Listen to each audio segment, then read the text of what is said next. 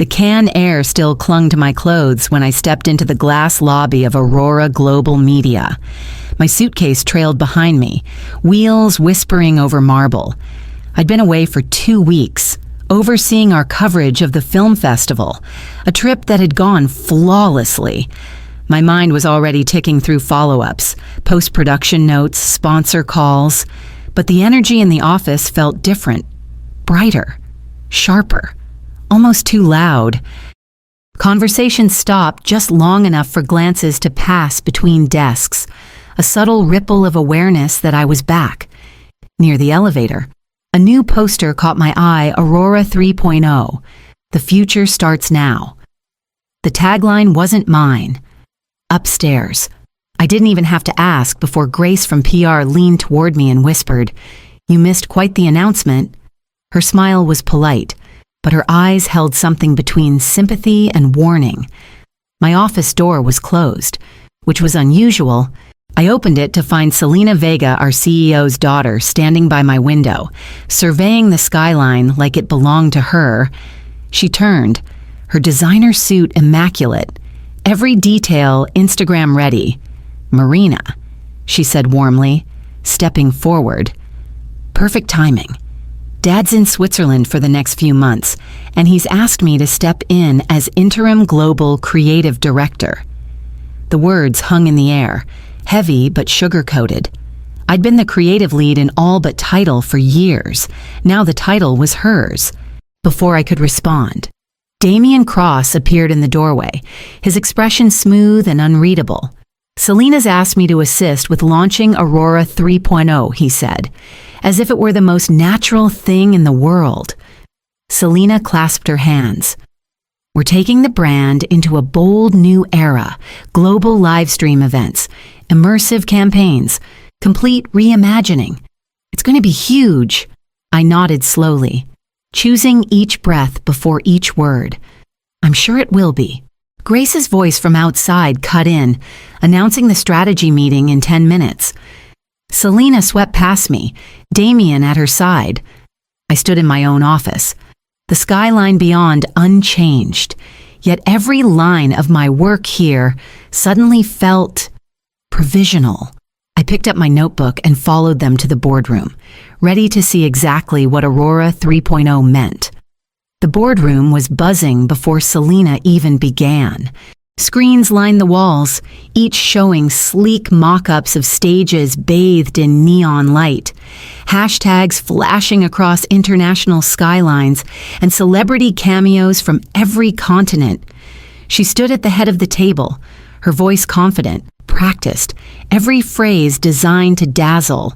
Aurora 3.0 will be a series of simultaneous live stream events in 8 major cities, she said, clicking to reveal a world map lit up like a festival. We'll blend music, film, gaming, and interactive audience participation streamed on every platform we control, plus a few new ones. This isn't just a rebrand, it's a global moment. There was a murmur of approval around the table. I kept my hands folded, listening. It was ambitious. It was also perilously expensive. When she paused, I leaned forward. It's a striking vision. Selena. But a campaign of that scale will triple our production budget for the quarter. More importantly, it risks alienating the traditional audience that built Aurora's reputation. We've spent decades cultivating trust. If we pivot too fast, we could lose it for a heartbeat. The room was still. Selena's smile didn't falter, but I caught the faintest narrowing of her eyes. That was when Damian spoke, his tone smooth but sharp enough to cut. "Maybe," he said casually. "Marina doesn't understand Gen Z anymore. They're not looking for trust. They're looking for excitement." The remark drew a few awkward chuckles. My stomach tightened, but I kept my voice steady. Excitement is meaningless without staying power. We can have both, but we have to pace the change. Selena waved her hand lightly, steering the conversation back to her slides. "We'll adjust for the budget later. Right now, the priority is vision. I want everyone thinking big." By the time the meeting adjourned, Commitments had been made, timelines drafted. My notes were full of red flags, logistical nightmares, potential sponsor pushback, but no one seemed eager to hear them. As we filed out, Damien leaned close enough for only me to hear. "Don't worry," he said with a smirk. "We'll make sure you keep up." I didn't answer. Instead, I walked straight to my office, opened a fresh page in my notebook, and began writing down exactly how this could go wrong. The first signs were subtle an email thread I wasn't copied on, a meeting rescheduled without my knowledge. I brushed them off at first. Campaign launches were chaotic. Wires could get crossed. Then I opened the latest progress report for the executive team. My name appeared twice, each time beside notes claiming I had declined proposed concepts for live stream formats. Concepts I'd never even seen. I printed the report and carried it straight to Selena's office. She was on a call, Damien leaning casually against her desk. He looked up, his smile polite but unyielding. "This needs correcting," I said, sliding the pages toward Selena when she hung up. She glanced at them briefly. "I thought you decided those ideas weren't viable. That's what Damien told me. I never saw them." I replied evenly. If I had. My feedback would have been based on facts, not assumptions. Selena's gaze flicked to Damien, but he just shrugged. It must have been a misunderstanding. Things move fast. Fast enough, apparently, to move right past me. Over the next week, brainstorming invites stopped appearing in my calendar. The production team began sending their drafts directly to Damien for approval. When I asked about it, I got vague assurances just streamlining the process. "We'll loop you in later." Meanwhile, the campaign's direction was veering into dangerous territory, costly venue choices in cities with minimal market share, untested tech integrations, and schedules that overlapped with existing programming.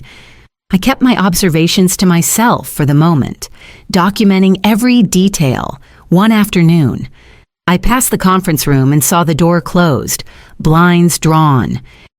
Laughter filtered through Selena, Damien, and the rest of the creative team, sketching out what looked like the final storyboard for the launch event. My absence was no accident. I walked away without knocking. If they wanted me invisible now, I would let them think I was. But invisibility has its uses, especially when you're watching for the first cracks to appear. By the end of the week, I had a private file growing on my desktop screenshots, memos, budget drafts, all the pieces I'd need when those cracks turned into something they couldn't hide. The boardroom was already full when I walked in, a long table gleaming under the cold lights. Selena stood at the head, a digital presentation glowing behind her. The words, Aurora 3.0, Progress Update in bold. She began with a string of statistics, all framed as wins, projected viewership spikes, social media engagement, influencer partnerships. Then her tone shifted. "However," she said, clicking to a slide marked Internal Challenges. "We've faced resistance to certain innovations, resistance that slows momentum. Some members of the team are reluctant to embrace the necessary risk for growth." Her eyes settled on me, just long enough for everyone to notice. Marina has been hesitant to approve several key creative elements, which has limited our ability to move at the speed we need. I felt every gaze turn my way. My hands stayed folded on the table. I've raised concerns about budget overages and untested technologies, concerns supported by our own analytics. That's not resistance, that's risk management. Before Selena could respond, Damien leaned forward, voice calm, almost helpful. "Perhaps the solution is simple. Marina's talents are undeniable, but maybe her expertise is better used on a legacy project. I can take over the production elements for Aurora 3.0 so she can focus without distraction."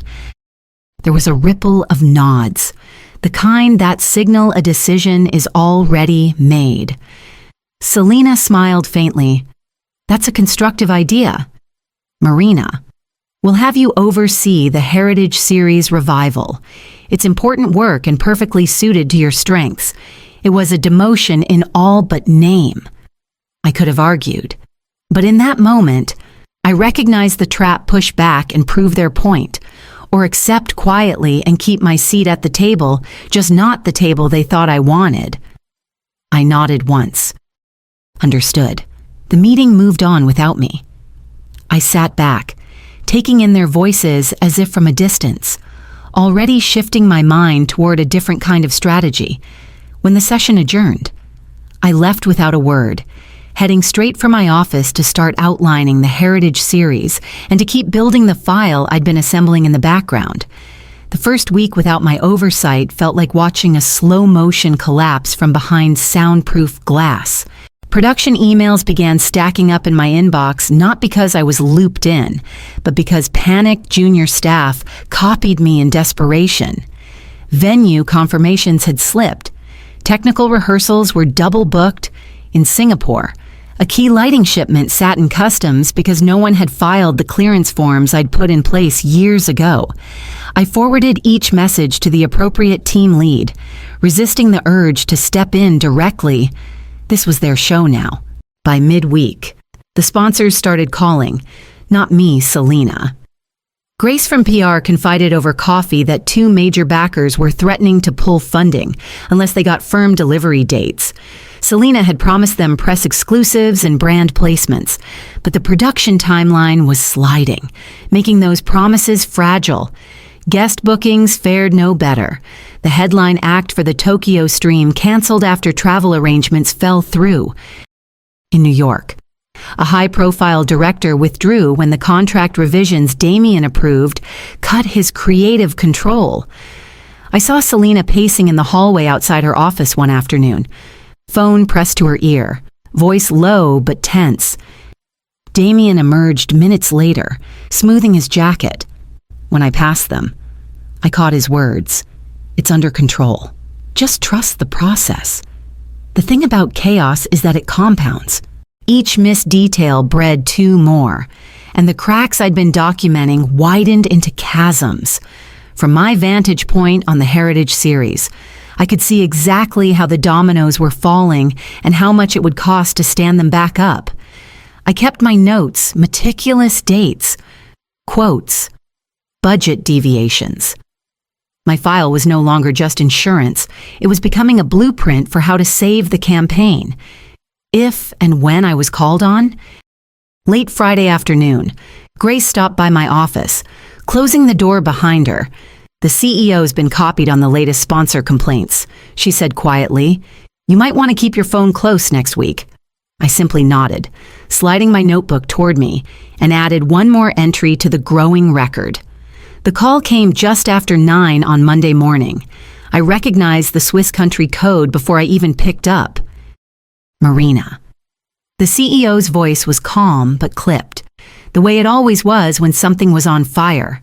I've been getting troubling updates. Sponsors unhappy, deadlines slipping, guests canceling. I've heard, I said carefully. There was a pause.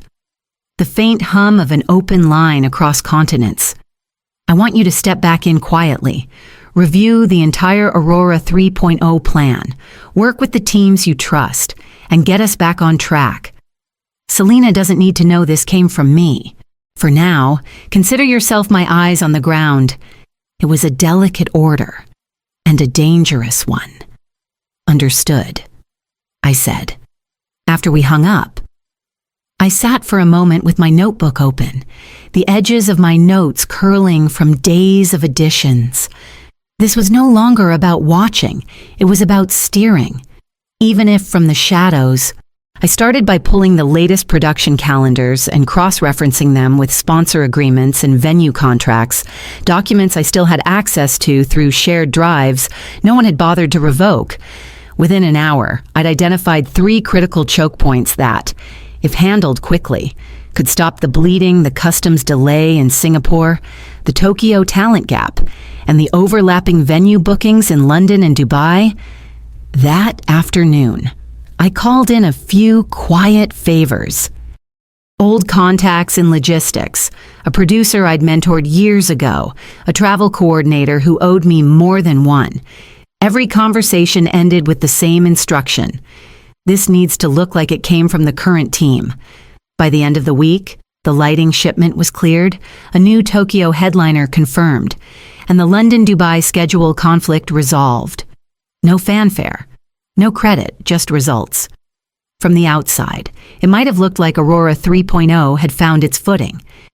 Inside, I knew it was only the first step. The deeper issues, overspending, fractured communication, inflated promises still waited like cracks beneath a fresh coat of paint, and I was already planning where to strike next.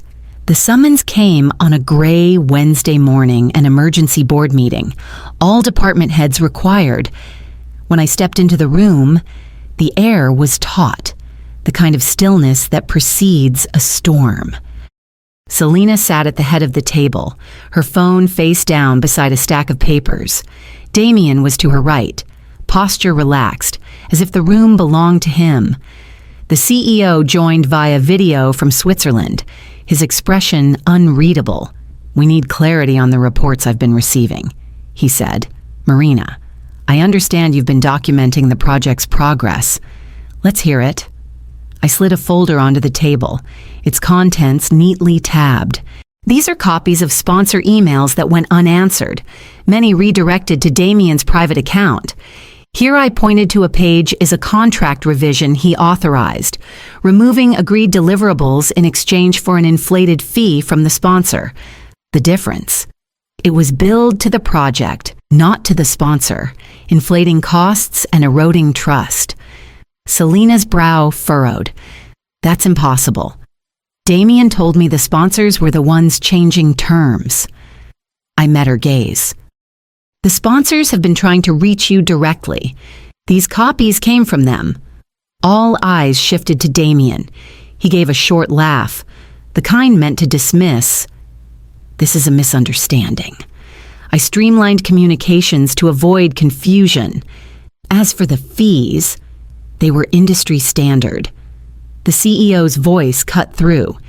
Industry standard doesn't mean bypassing protocol or altering contracts without approval. Selena's color drained.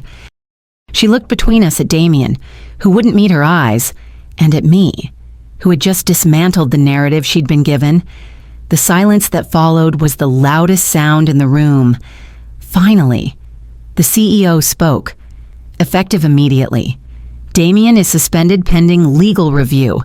Marina, you will work with Selena to bring this project back in line. No exceptions. Damien's chair scraped back sharply as he stood, muttering something under his breath before leaving. Selena didn't move, her fingers tightening around the edge of the table. I closed the folder and slid it toward her. This is everything you need to know about where we are and how to fix it. She took it, but her eyes stayed on me, as if seeing me for the first time in weeks. Damien didn't return after that meeting. By the next morning, an official company memo confirmed his removal and the initiation of a breach of contract case. Legal had moved fast, and the industry rumor mill even faster by lunchtime. His name was already circulating on do not hire lists. Selena and I were called into a private video conference with the CEO. He spoke plainly, without the usual preamble. The brand is bleeding, but it's not beyond saving. You two will finish this campaign together. Marina, you have full operational authority. Selena, you'll co-lead and handle external messaging. I expect results. Selena nodded stiffly. I did the same. When the call ended, the silence between us was brittle. She was the first to speak. I didn't see it. Damien. The way he was? Her voice trailed off. He was good at what he did. I said evenly, just not in the way you thought. We moved to the war room, a conference space lined with timelines, sponsor decks, and live feeds from each city team. I began reassigning tasks, prioritizing the most fragile points, securing replacements for withdrawn guests, renegotiating venue contracts, and shoring up technical redundancies. Selena handled calls to sponsors, her tone now measured instead of breathless. I could hear the difference: fewer promises, more assurances backed by actual timelines. There were tense moments. She pushed for a risky last-minute influencer stunt in Dubai. I vetoed it, citing brand risk. I proposed cutting one of the smaller live-stream cities to free up resources. She resisted until the budget spreadsheet made the decision obvious. Somewhere between those negotiations and the late nights poring over logistics, the air shifted. She began asking questions instead of making declarations. I found myself explaining my processes rather than defending them. By the end of the week, the campaign calendar was stable for the first time in months. The teams on the ground sounded calmer. Even the sponsors were back to discussing expansions instead of withdrawals. Selena stopped by my office Friday evening, a stack of updated schedules in her hand. "We might actually pull this off," she said. I looked at the numbers, then back at her. "We will." The first few days of working side by side were like navigating a narrow bridge, every step deliberate, every exchange measured. Selena still had flashes of impatience, and I still fought the instinct to keep my ideas guarded. But there was a new undercurrent, the shared awareness that if one of us slipped, the whole thing could collapse. I leaned into what I knew best: risk management. Every venue contract went through my desk. Every production schedule cross-checked for timing and feasibility. I cut redundancies, streamlined logistics, and built a cushion into every plan so a single delay wouldn't domino into disaster. Selena, for her part, brought an energy the sponsors hadn't seen in weeks. She reframed the narrative in the media, shifting headlines from Aurora 3.0 in trouble to Aurora 3.0, set to redefine global entertainment. She tapped her network of influencers and celebrities, filling gaps in the lineup with names that made the marketing team giddy. We began trading wins. She'd secure a last-minute feature in an international magazine. I'd renegotiate a supplier contract to save enough to cover an extra performance. She stopped bristling when I pointed out risks, and I found myself appreciating her ability to make even the most technical updates sound thrilling. The shift was most obvious during our joint calls with the city teams. Instead of competing for control, we split responsibilities. Without speaking, she'd handle the hype. I'd handle the hard questions. The mood on those calls changed. People sounded sharper, more confident. As the pre-launch media tour rolled out, numbers began to climb. Social media sentiment turned cautiously optimistic. Sponsors started asking about next year. For the first time in months, the team wasn't just surviving, they were building something worth being proud of. Late one evening, as we reviewed the final rehearsal schedule for the flagship event in Los Angeles, Selena closed her laptop and leaned back. "You know," she said, "this might be the first time I actually see the whole picture." I smiled faintly. "It's a good view." Outside the window, the city glowed, a mirror of the quiet momentum we'd built.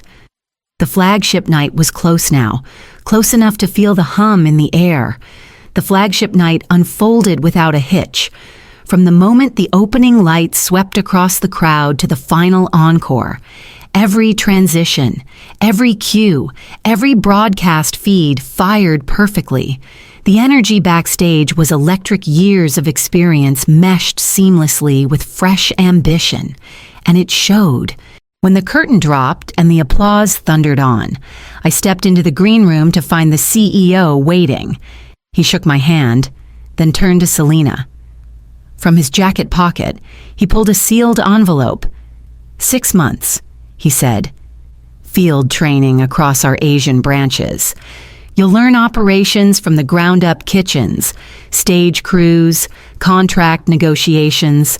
When you come back, you'll be ready for more than a title. Selena's smile was polite, but her eyes betrayed the surprise. She nodded, tucking the envelope into her bag without a word. Damien's name hadn't been spoken in weeks, but his absence lingered in the form of cleaner processes and steadier teams. Word in the industry was that the lawsuits had stripped him of most of his contracts. For someone who'd built his reputation on access, that was a permanent exile. In the weeks that followed, I formalized a new clause for all major projects, a mandatory operations mentor to bridge creative vision and execution. It wasn't glamorous, but it would keep another Aurora 3.0 from teetering on the edge. The morning Selena was set to leave, I met her at the airport. She had a suitcase in one hand and her passport in the other. "When you come back," I told her, "make people want to follow you, not fear you." She gave a small, genuine smile, then disappeared into the security line. A year later, I was at my desk when she walked in, a folder under her arm. 12 new ideas, she said, placing it in front of me. 7 of them came from the veterans you told me to listen to. I opened the folder, scanning the first page. The concepts were bold but grounded, ambitious yet realistic. Not every ending is about winning or losing. Sometimes it's about starting again when the person who was once your rival becomes the one who walks in with the next big idea.